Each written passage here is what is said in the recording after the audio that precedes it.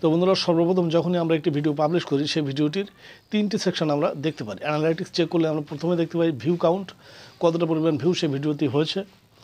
দ্বিতীয় নম্বরে আমরা পেয়ে যাই ইমপ্রেশন ক্লিক থ্রু রেট, মানে সিটিআর যাকে বলা হয়। তৃতীয় নম্বরে আমরা পেয়ে যাই এভারেজ ভিউ ডিউরেশন। এই তিনটি জিনিস আমাদের সামনে পরিষ্কারভাবে চলে আসে, কিন্তু এই তিনটি জিনিস ধরে পুরো বিষয়টিকে পরিষ্কার করে বোঝা যায় যে আমাদের ভিডিওর বর্তমান পরিস্থিতি কী এবং কেমন। তো আমরা যদি সিটিআর সম্পর্কে জানতে চাই সেক্ষেত্রে আমাদেরকে প্রথমে বুঝতে হবে সিটিআর কতটা পরিমাণ হলে একটি ভিডিওর জন্য ভালো, এই বিষয়টিকে আমাদের আগে পরিষ্কার হতে হবে। বন্ধুরা, এই বিষয়ে কিছু কিছু ক্রিয়েটর মত পোষণ করেছেন। সেটি হলো একটি ভিডিও থাম্বনেলে যদি 6 থেকে 10-এর ভিতরে তার সিটিআর থাকে তাহলে বুঝে নিতে হবে সেই ভিডিওর থাম্বনেলটি ভালো। পাশাপাশি আমরা যদি এভারেজ ভিউ ডিউরেশন দেখি সেক্ষেত্রে আমাদেরকে যদি 70% একটি ভিডিও 70% দেখে ফেলে অথবা দেখতে থাকে সেক্ষেত্রে আমাদেরকে বুঝে নিতে হবে যে সেই ভিডিওটির ভিতরে অডিয়েন্স রিটেনশন খুবই ভালো। যদি 50% নিচে এভারেজ ভিউ ডিউরেশন চলে আসে সেক্ষেত্রে আমাদেরকে বুঝে নিতে হবে যে এই ভিডিওটির অডিয়েন্স রিটেনশন খারাপ রয়েছে।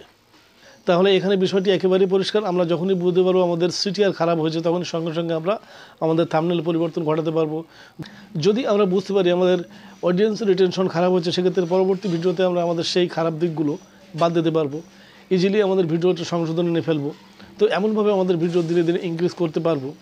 তো বন্ধুরা, আমরা যখনই নতুন ক্রিয়েটর সাইটে জয়েন করবো তখনই কিন্তু আমাদের কিছু কিছু বিষয় রয়েছে সেগুলো সময়ের ব্যবধানে সঠিকভাবে বুঝে নিতে হবে। যারা অনেক পুরনো ক্রিয়েটর, যারা অনেক ভালো বোঝে, যারা অ্যানালাইটিক্স সম্পর্কে সুন্দর ধারণা রয়েছে তাদের থেকে পরামর্শ নিতে হবে, তাদের সাজেশনগুলি নিতে হবে। এভাবে করে নিজের ভিতরে উন্নতি করতে হবে। তো বন্ধুরা, আজ এ পর্যন্ত, দেখা হবে নেক্সট কোনো ভিডিওতে।